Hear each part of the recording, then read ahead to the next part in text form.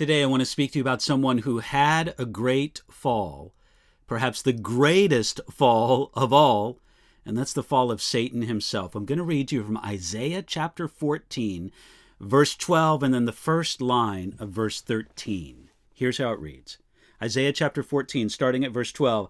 How you are fallen from heaven, O Lucifer, son of the morning. How you are cut down to the ground, you who weakened the nations. For you have said in your heart, and then the text continues, but let's have some thoughts right now. You see, in the prophets, it's common for God to weave together a closer fulfillment and then a perfect fulfillment in the same word of prophecy. A great example of this is found in Isaiah chapter 61, verses 1 and 2, which speaks of the ministry of the coming Messiah. Jesus quoted this passage in the Nazareth synagogue and described the greatness of his ministry, but he stopped right in the middle of a sentence, in the middle of Isaiah chapter 61, verse 2. Jesus stopped right before saying that he had come to proclaim the day of God's vengeance.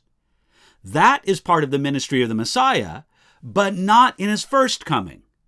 And in one comma, in Isaiah chapter 61, verse 2, that one comma stands for thousands of years between an imperfect or a closer fulfillment and a more distant fulfillment. Now, it's the same here in Isaiah chapter 14. Isaiah spoke to God's people about the menacing king of Babylon, but also about the king of spiritual Babylon, that is Satan and his ultimate doom. As Isaiah chapter 14, verse 12 begins, Isaiah sees Satan's fallen already. He says, how you are fallen from heaven, O Lucifer, son of the morning. Here, the prophet identifies the king of Babylon as Lucifer, son of the morning. Now, some people debate whether Lucifer here is a name or a title. The word means morning star or day star, referring to a brightly shining object in the heavens. Whether it's a title or a name really makes little difference. This once brightly shining king of Babylon is now fallen from heaven. In this prophetic habit of speaking to both a near and a distant fulfillment, the prophet will sometimes speak more to the near or more to the distant. Here is a good example of Isaiah speaking more to the distant, to the ultimate fulfillment, the perfect fulfillment. Now, it's true that the literal king of Babylon shined brightly among the men of his day, and he fell as hard and as completely as if a man were to fall from heaven.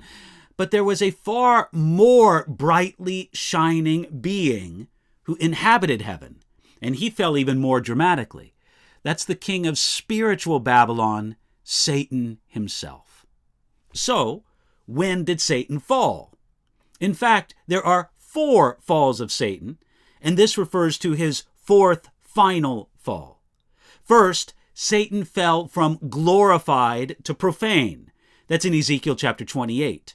This is what Jesus spoke of in Luke chapter 10 when he said that he saw Satan fall like lightning from heaven. And this is the only fall of Satan that, at least in my view, has already happened. Second, Satan will fall from having access to heaven to being restricted on the earth. That is described in Revelation chapter 12. This will happen during the period of what we call the Great Tribulation on earth that precedes the glorious return of Jesus. Third, Satan will fall from his place on the earth to bondage in the bottomless pit for 1,000 years. That's described in Revelation chapter 20.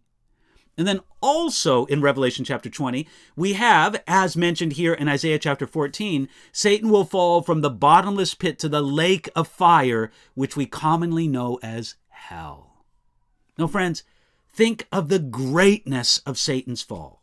From so high, he was called Son of the Morning, to so low, how you are cut down to the ground. You see, that title, Son of the Morning, shows how beautiful and shining Satan was at his creation. No wonder Satan himself transforms himself into an angel of light, as it says in 2 Corinthians chapter 11. No wonder he deceives many people with his apparent glory, beauty, and goodness. Now, why the great fall? Well, look at where it began. It says there, "For you have said in your heart."